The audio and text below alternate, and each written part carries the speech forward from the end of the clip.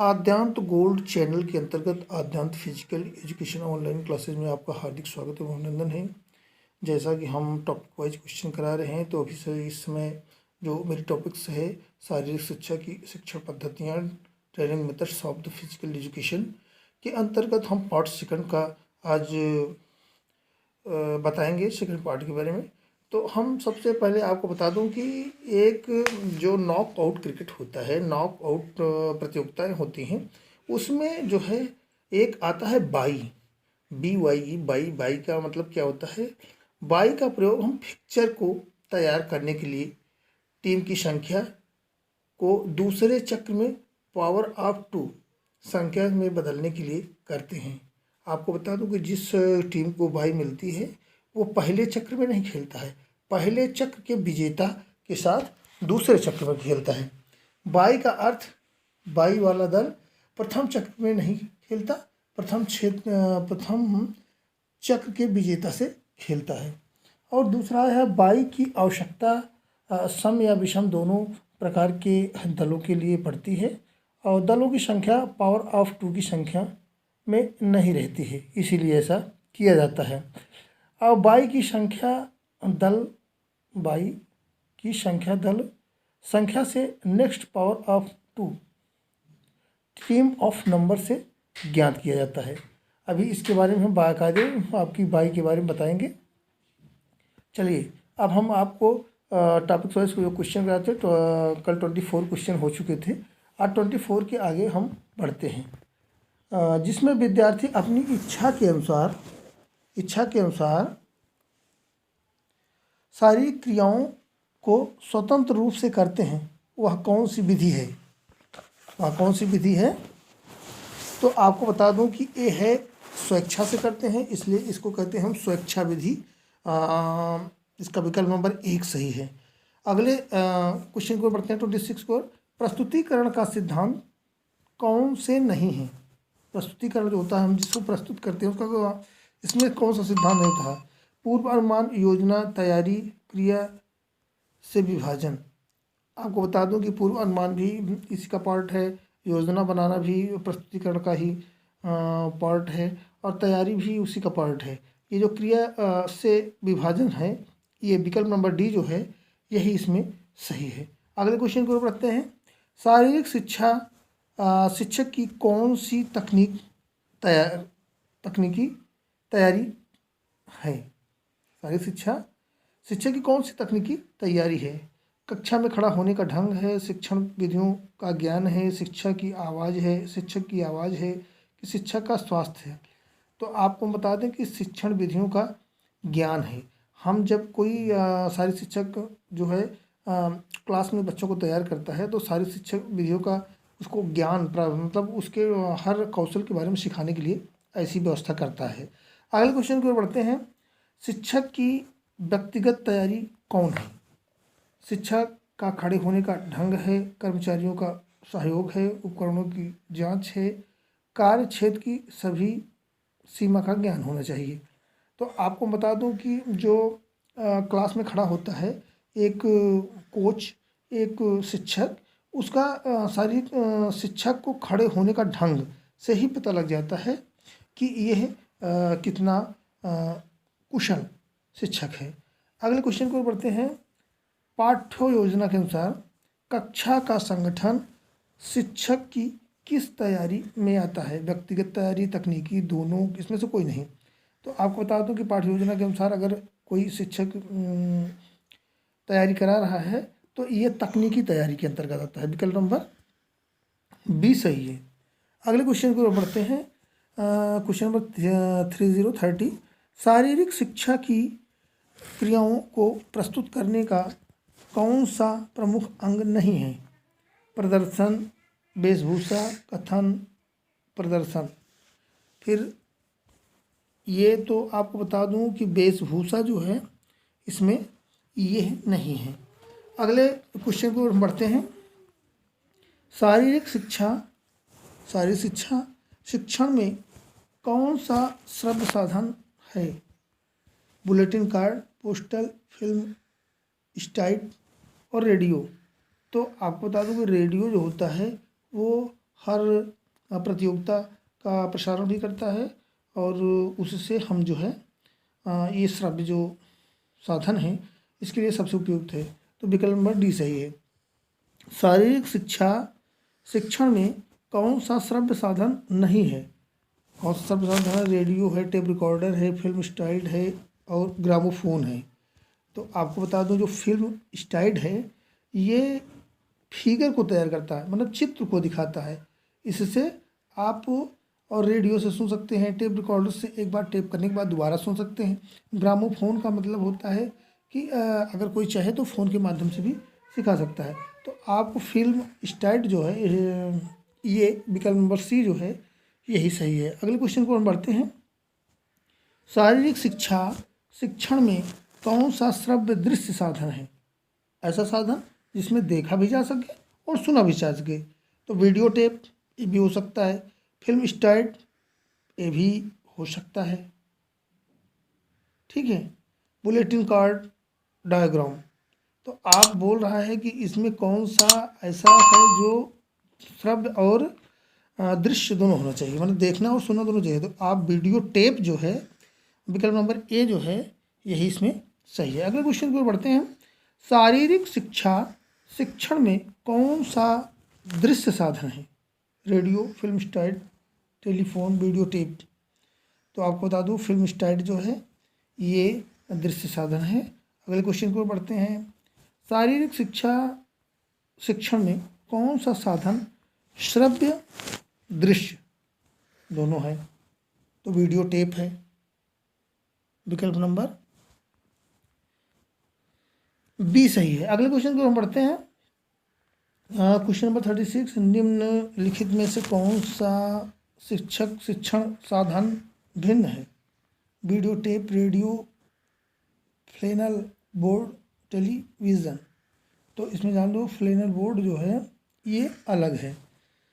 मित्रों ये हमारे क्वेश्चन कराने का केवल एक ही तात्पर्य है कि आप जो परीक्षाएं आए टीजीटी, पीजीटी, केबीएस, एनबीएस, और इसमें जो है आपको कहीं से कोई भी क्वेश्चन मिस नहीं होना चाहिए, मतलब 100% सफलता की ओर आपको ले जाए। ये हमारे हर टॉपिक्स का जो बना के दिया जा रहा है उसका एक ही तरीके, मतलब एक ही व्यवस्था है कि आप 100% सफलता की ओर ले चलें।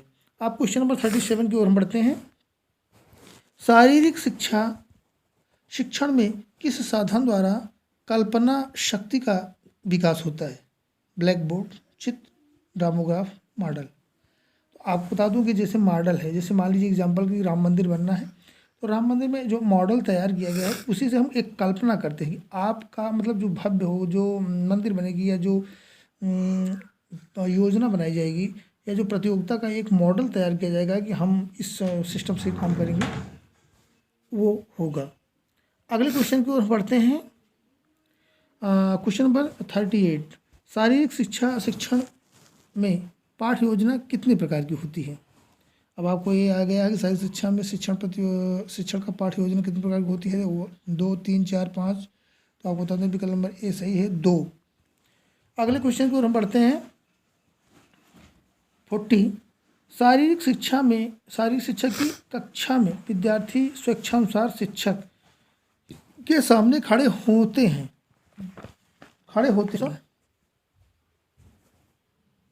सर 39। अच्छा, कक्षा प्रबंधन का कौन सा सिद्धांत नहीं है ना?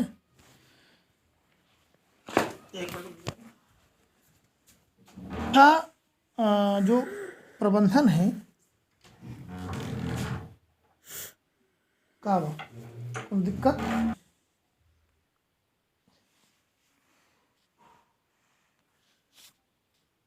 कक्षा प्रबंधन। तो आपको बता दूं समय और स्थान का निश्चय, लक्ष्यों का ज्ञान, क्षेत्र का आकलन, सुरक्षात्मक साधन, प्रदर्शन। तो ये आपको बता दूं कि प्रदर्शन जो है एक कक्षा प्रबंधन का साधन नहीं है। ये सारी व्यवस्थाएं जो होती है समय और साधन का नियंत्रण, लक्ष्यों का ज्ञान, क्षेत्र का आकलन, सुरक्षात्मक साधन, ये सब तो कक्षा का प्रबंधन हो सकता है, लेकिन प्रदर्शन जो होता है खिलाड़ी स्वयं अपने आप करता है। इसलिए ये विकल्प नंबर ई सही है। अगले क्वेश्चन को बढ़ते हैं। शारीरिक शिक्षा की कक्षा में विद्यार्थी स्वेच्छानुसार शिक्षक के सामने खड़े होते हैं, ऐसी संरचना को क्या कहते हैं? पंक्ति, मुक्त, आयताकार, फाइल। अगर किसी भी सिस्टम में नहीं खड़े हैं, ना आयताकार खड़े हैं, ना अर्धवृत्ताकार खड़े हैं, तो आपको बता दूं, अगर स्वेच्छा के अनुसार अगर कोई शिक्षक के सामने विद्यार्थी खड़ा होता है तो उसको हम कहते हैं मुक्त व्यवस्था। ऐसी व्यवस्था जिसमें कोई फाइल की ज़रूरत नहीं पड़ती है, ना पंक्ति होती है, ना आयताकार होता है, ना फाइल होता है, ना अर्धचंद्राकार होता है। अगले विकल्प की ओर बढ़ते हैं। अगले क्वेश्चन की ओर। विद्यार्थी को साइकिल के पहिए की तारों के समान खड़ा किया जाता है। इस संरचना को हम क्या कहते हैं? स्पोक, हार्स शू, फाइल, मुक्त। तो आपको बता दूं कि इसको कहते हैं हम स्पोक। विकल्प नंबर इसमें जो है ए सही है। अगले क्वेश्चन को बढ़ते हैं 42। विद्यार्थी को स्पोक संरचना में किसके लिए खड़ा किया जाता है? हाँ, अब अगली बात आ जाती है, जो तीलीनुमा खड़ा किया जाता है स्पोक सिस्टम में, इसको किस लिए खड़ा जाता है? नाट्य संगीत के लिए, प्रदर्शन के लिए, पीटी कराने के लिए और वार्मिंग कराने के लिए। तो आपको बता दूं कि ये पीटी कराने के लिए ऐसी व्यवस्था की जाती है। पीटी जो होती है उसके लिए कराया जाता है। विकल्प नंबर सी सही है। अगले क्वेश्चन को हम बढ़ते हैं। बुनियादी क्रियाओं को सीखने के लिए विद्यार्थियों के खड़े होने की कौन सी संरचना नहीं है? ढीली संरचना, आयताकार संरचना, तीन तरफा संरचना, घोड़े के खुर की संरचना। तो आपको बता दूं कि अगर बुनियादी क्रियाओं को सीखना है तो इसके लिए तीन तरफ वाली जो संरचना होती है वो नहीं होती है। अगले क्वेश्चन पर बढ़ते हैं। बुनियादी कौशल को सीखने के लिए कौन सी संरचना के विद्यार्थियों को खड़ा किया जा सकता है? गोलाकार, त्रिकोणाकार, मुक्त, घोड़े के खुर के समान। तो आपको बता दूं घोड़े के खुर के समान माने अर्धचंद्राकार इसको कहते हैं, उसकी व्यवस्था की गई है। विकल्प नंबर डी सही है। क्वेश्चन नंबर 45 की ओर बढ़ते हैं। विद्यार्थी के वर्गीकरण में किस विधि के ऊंचाई को नहीं माना जाता है? नेशनल और कोनस पद्धति, मैकॉयल पद्धति, मुंबई पद्धति और YMCA पद्धति। तो आपको बता दूं कि विद्यार्थी के वर्गीकरण के लिए विधि की जो ऊंचाई होती है वो YMCA पद्धति के अनुसार नहीं होती। विद्यार्थियों के वर्गीकरण की किस पद्धति में हाई स्कूल और कॉलेज विद्यार्थी के लिए उम्र, वजन और ऊंचाई को आधार माना जाता है, लेकिन पूर्व प्रारंभिक विद्यार्थियों के लिए आयु तथा भार को ही आधार माना जाता है? डॉक्टर CS मैकाले पद्धति, YMCA पद्धति, नेशनल और कॉलेज पद्धति, आवंटिक सिटी पद्धति। तो आपको बता दूं डॉक्टर CS मैकाले पद्धति जो है, विकल्प नंबर इसमें जो है ए सही है। विकल्प नंबर ए की ओर हम देखते हैं, विकल्प नंबर ए सही है। अगले क्वेश्चन पर बढ़ते हैं। किस पद्धति में कॉलेज विद्यार्थियों के लिए वर्गीकरण सूत्र इंडेक्स 6 गुणे ऊंचाई प्लस भार का प्रयोग किया जाता है? मैकाले पद्धति, मुंबई पद्धति, मैकाले पद्धति, नेशनल और कोजल पद्धति। तो आपको बता दूं कि ये नेशनल एंड कोजल पद्धति होती है, मैकाले पद्धति होती है। विकल्प नंबर सी सही है। सी, विकल्प नंबर सी सही है। अगले क्वेश्चन पर बढ़ते हैं। क्वेश्चन नंबर जो होता है 48। विद्यार्थियों के वर्गीकरण की किस पद्धति में सीनियर वर्ग की उम्र 35 और उससे ऊपर है? मैकाले पद्धति, मुंबई पद्धति, अटलांटिक सिटी विधि, YMCA विधि। तो आपको बता दूं ये मुंबई पद्धति के अनुसार जो होती है विद्यार्थियों की वर्गीकरण की उम्र जो होती है 35 साल के ऊपर होती है। अगला क्वेश्चन की ओर बढ़ते हैं। विद्यार्थियों के वर्गीकरण की किस पद्धति में रुचि और कार्य क्षमता को ध्यान में नहीं रखा जाता है? मैकाले पद्धति, मुंबई पद्धति, नेशनल और कोजल पद्धति, त्रिनारायण और हरिहरण पद्धति। तो तीननारायण हरिहरण पद्धति के द्वारा ऐसी व्यवस्था नहीं की है। मित्रों, ये हमारे इतने तमाम सारे क्वेश्चन कराने का एक ही तात्पर्य है कि आपको कहीं से भी एक भी प्रश्न आपका मिस न करे, सफलता की ओर आपको ले जाए। अगले क्वेश्चन को हम पढ़ते हैं। क्वेश्चन नंबर 50 विद्यार्थियों के वर्गीकरण के लड़कियों और लड़कों के लिए अलग अलग इंडेक्स किसमें होते हैं? मैकॉय पद्धति, मुंबई पद्धति, YMCA पद्धति, अटलांटिक पद्धति। तो आपको बता दो कि मैकलॉय पद्धति विधि द्वारा इस व्यवस्था को की गई है। अगले क्वेश्चन को हम पढ़ते हैं। विद्यार्थियों के वर्गीकरण में कौन सी पद्धति केवल छोटी कक्षाओं के में उपयोग साबित होता है? YMCA पद्धति, CS बक पद्धति, अटलांटिक सिटी पद्धति और मैकॉय पद्धति। तो आपको बता दो अटलांटिक पद्धति के अनुसार जो है ये छोटे बच्चों के लिए ही होता है। क्या क्वेश्चन बचा है? 51 विद्यार्थियों के वर्गीकरण में कौन सी पद्धति केवल छोटी कक्षाओं के लिए होता है? ये क्वेश्चन मैं बता चुका हूँ। अगले क्वेश्चन की ओर बढ़ते हैं। क्वेश्चन नंबर 52 की ओर बढ़िए। क्वेश्चन नंबर 52, इंडेक्स में 20 गुणे आयु प्लस 6 गुणे ऊंचाई प्लस भार विद्यार्थियों के किस वर्ग के लिए वर्गीकरण का यह फार्मूला है? कॉलेज पद्धति, माध्यमिक पद्धति, उच्च प्रारंभिक पद्धति, कोई नहीं। तो आपको बता दूँ कि ये जो व्यवस्था की गई है माध्यमिक पद्धति की है। 20 गुणे आयु प्लस 6 गुणे ऊंचाई। अगले क्वेश्चन को पढ़ते हैं। क्वेश्चन नंबर 53, विद्यार्थी के वर्गीकरण में कौन सी विधि केवल माध्यमिक विद्यालयों के लिए उपयोगी है? डॉक्टर CS मैकॉले पद्धति, YMCA पद्धति, नेशनल और कोजेन पद्धति, अटलांटिक सिटी पद्धति। आपको बता दो नेशनल और कोजेन पद्धति जो है ये विद्यार्थियों के लिए केवल माध्यमिक के लिए उपयोगी है। अगले क्वेश्चन को बढ़ते हैं।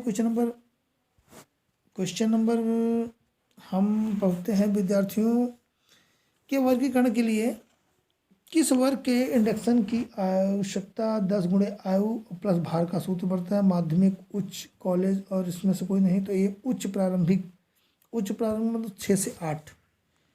उच्च प्रारंभिक का मतलब होगा 6 से 8 बच्चों के लिए ऐसी व्यवस्था की जाती है। 10 गुणे आयु मतलब 10 साल की हो प्लस आयु 10 किलोग्राम का हो, आयु भी हो प्लस भार भी हो। अगले क्वेश्चन को हम पढ़ते हैं। YMCA द्वारा विद्यार्थियों को वर्गीकरण के लिए पंचम वर्ग में किस वर्ग के छात्रों की आयु भार है? 14-15 वर्ष से 96 पाउंड कम, 12 वर्ष से 81 पाउंड से अधिक, 16 से 17 वर्ष 96 से 110 पाउंड 111 पाउंड, 18 वर्ष से 111 पाउंड में से ज़्यादा। आपको बता दूं कि ये क्वेश्चन नंबर जो आपका आया है इसका विकल्प नंबर है D, 18 वर्ष से 111 पाउंड से ज़्यादा। क्वेश्चन नंबर 56 को पढ़ते हैं हम। विद्यार्थियों को 5 वर्गों में किस पद्धति में बांटा गया है? 5 वर्गों में मुंबई पद्धति, CS मैकॉले पद्धति, अटलांटिक पद्धति, नेशनल कॉलेज ऑफ कोजन पद्धति। तो आपको बता दूं कि मुंबई पद्धति ऐसी पद्धति है जिसमें विद्यार्थियों को 5 वर्गों में बांटा गया है। अगले क्वेश्चन को हम बढ़ते हैं। किस प्रतियोगिता में जो टीम हार जाती है उस टीम को प्रतियोगिता से बाहर कर दिया जाता है? दूसरी टीम से खेलने का अवसर नहीं मिलता है। राउंड रॉबिन प्रतियोगिता, कॉम्बिनेशन प्रतियोगिता, नॉकआउट प्रतियोगिता, चैलेंजर प्रतियोगिता। तो आपको बता दूं, बहुत पहले बता चुका हूं कि नॉकआउट प्रतियोगिता ऐसी प्रतियोगिता है अगर एक बार कोई भी टीम प्रतियोगिता में हार गई तो वो स्वतः ही बाहर हो जाती है। विकल्प नंबर C सही है।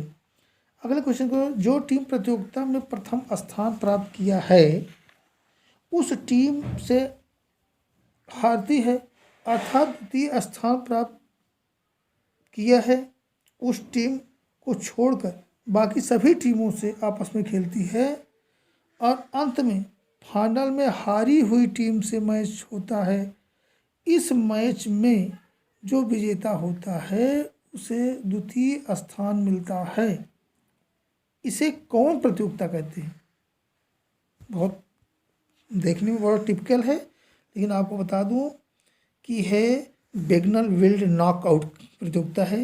ये ऐसी प्रतियोगिता है जिसमें पहली टीम का विजेता जो होता है एक बार पूरी टीम से हारता है, हारने के बाद अंतिम वाले से खेलता है, फिर जो अंतिम वाला विजेता होता है उसको द्वितीय स्थान दिया जाता है। ऐसा प्रतियोगिता जो होती है वो है बेगनल विल्ड नॉकआउट प्रतियोगिता के अंतर्गत आता है। अगले क्वेश्चन को बढ़ते हैं 59। जिस प्रतियोगिता में सभी टीमों को एक दूसरे से मैच खेलना होता है इस प्रतियोगिता को क्या कहते हैं? आपको बता दूं कॉम्बिनेशन प्रतियोगिता, लीग या राउंड रॉबिन प्रतियोगिता, तो नॉकआउट प्रतियोगिता और चैलेंजर प्रतियोगिता। तो आपको बता दिया कि नॉकआउट में तो एक बार हार गए तो हार गए। कॉम्बिनेशन में होता है, कॉम्बिनेशन प्रतियोगिता में होता है कि 2-3 बार खेलना पड़ता है। लीग प्रतियोगिता ऐसी होती है, लीग या राउंड रॉबिन प्रतियोगिता ऐसी होती है जिसमें हर टीम एक दूसरे से एक बार खेलती है। विकल्प नंबर 20 सही है। अगले क्वेश्चन की ओर हम बढ़ते हैं। टेबुलर पद्धति किससे संबंधित है? लीग प्रतियोगिता से, नॉकआउट से, चैलेंजर प्रतियोगिता से, कॉम्बिनेशन से। तो आपको बता दूं कि लीग प्रतियोगिता जो होती है जिसमें हर टीम एक दूसरे से खेलती है, इस प्रतियोगिता के लिए टेबुलर पद्धति का प्रयोग किया जाता है। अगले क्वेश्चन को बढ़ते हैं 61। फिक्चर को तैयार किया जाता है, एक तरफ एक नंबर लिखा जाता है, दूसरी तरफ दूसरा नंबर लिखा जाता है, और एक तरफ जो नंबर लिखा जाता है दूसरे चरण में उससे अगले वाला नंबर लिखा जाता है, और दूसरी ओर शेष नंबर लिखे जाते हैं। इस तरह सभी नंबरों के लिखने की विधि को हम क्या कहते हैं? टेबुलर विधि, साइक्लिंग विधि, स्टेयर विधि, और इसमें से कोई नहीं। तो आपको बता दूं ये है स्टेयर विधि। स्टेयर माने सीढ़ी नुमा विधि होती है, ऐसी विधि के कारण होता है। अब ये अगले क्वेश्चन को हम बढ़ते हैं 62। फिक्चर तैयार करते समय विषम संख्या में बाई को अस्थाई रखा जाता है, और यदि टीमों की संख्या सम हो तो नंबर 1 को अस्थाई रखा जाता है, बाकी नंबरों को घड़ी के सुई की तरह घुमाते हैं। यह कौन सी विधि है? टेबुलर विधि है, स्टेयर विधि है, सिंगल लीग है, साइकिलिंग विधि है। तो ये विधि है साइकिलिंग विधि, क्योंकि साइकिलिंग माने साइकिल के पहिए की तरह घुमाया जाएगा। अगले क्वेश्चन को हम बढ़ते हैं क्वेश्चन नंबर 63। जब प्रतियोगिता में भाग लेने वाली टीमों की संख्या अधिक होती है तो किस टूर्नामेंट के आयोजन किया जाता है? League tournament, combination tournament, knockout tournament, challenger tournament. तो आपको बता दूं कि जब प्रतियोगिता में भाग लेने वाली टीमों की संख्या अधिक होती है तो हम कहते हैं कॉम्बिनेशन टूर्नामेंट कराने से ज़्यादा सफलता मिलती है। अगले क्वेश्चन को बोलते हैं 64। प्रतियोगिता का टीमों के आधार पर आयोजन न होकर दोनों तरफ एक या दो खिलाड़ी होते हैं और एक दूसरे को चुनौती देते हैं, तो यह कौन सी प्रतियोगिता होती है? तो अब चुनौती देना है, तो आप जान लीजिए कि चुनौती देना माने चैलेंज करना। चैलेंज करना मतलब विकल्प नंबर ए सही होगा, चैलेंज टूर्नामेंट कहा जाएगा। और कॉम्बिनेशन, लीग और नॉकआउट ये प्रतियोगिताएं अलग व्यवस्था के अनुसार खेली जाती हैं। Question number 65। खिलाड़ियों की संख्या कम होने पर फिक्चर का कौन सा आकार किस विधि पर होता है? नॉकआउट, टेबुलर, लैडर और साइकिलिंग। तो आपको बता दूं ये लैडर विधि जो सीढ़ी नुमा विधि होती है इसके अनुसार ये किया जाता है। लैडर का मतलब सीढ़ी। अगले क्वेश्चन को पढ़ते हैं क्वेश्चन नंबर 66। किस प्रतियोगिता में खिलाड़ी को पिछले रिकॉर्ड के आधार पर लॉट्स द्वारा स्थान मिलता है? यह नीचे वाला खिलाड़ी ऊपर वाले को चुनौती देता है। यह प्रतियोगिता के से खिलाड़ी को पिछले रिकॉर्ड के आधार पर वो लॉट्स द्वारा स्थान मिलता है, और नीचे वाला खिलाड़ी ऊपर वाले खिलाड़ी को चुनौती देता है। यह कौन सी विधि है? लैडर विधि है, स्पाइरल विधि है, स्टेयर विधि है और पिरामिड विधि है। तो आपको बता दूं ये पिरामिड विधि है, विकल्प नंबर डी सही है। अगले क्वेश्चन की ओर बढ़ते हैं। 67, उस विधि का नाम बताइए जिसमें कई पिरामिडों को मिलाकर प्रतियोगिता का आयोजन किया जाता है और बीच में अच्छा खिलाड़ी होता है। लैडर विधि, स्पाइडर वेब विधि, टेबुलर विधि, साइक्लिंग विधि। तो आपको बता दूं कि स्पाइडर वेब विधि के द्वारा ये व्यवस्था की जाती है। और आपको इस सीरीज का अंतिम क्वेश्चन कराऊंगा, और जिसको कहते हैं क्वेश्चन नंबर 68 है, और अंतिम क्वेश्चन है। इसके बाद हमारी जो व्यवस्था होगी वो कल के लिए होगी। अगले क्वेश्चन की ओर बढ़ते हैं। अंतिम क्वेश्चन, प्रतियोगिता को किस विधि द्वारा सर्वश्रेष्ठ खिलाड़ी स्वयं सामने आ जाता है? किस विधि के द्वारा प्रतियोगिता में जो अच्छा खिलाड़ी होता है स्वयं सामने आ जाता है? Knockout, league, combination, challenger. तो आपको बता दूं कि चैलेंजर विधि द्वारा जो होता है, जो प्रतियोगिता का अच्छा सर्वश्रेष्ठ खिलाड़ी होता है वो अपने आप बाहर आ जाता है। मित्रों, ये आज की क्लास जो है, आज जो है हमने 68 क्वेश्चन को कराया है, 25 के बाद 68 क्वेश्चन। तो ये महत्वपूर्ण क्वेश्चन जो आपके लिए एक अमृत के समान आएंगे, अच्छे मार्क्स लाएंगे, अच्छी ओर आपको बढ़ाएंगे। और हम आपसे ये गुजारिश है कि आद्यांत गोल्ड चैनल जो है आपका अपना चैनल है, और इस चैनल से सभी साहित्य शिक्षक के विद्यार्थियों को जोड़ें, और जोड़ करके एक अच्छी मार्गदर्शन के साथ आगे बढ़ें। और लाइक, शेयर, सब्सक्राइब करना ना भूलें। वीडियो को अंत तक देखें। Bye bye.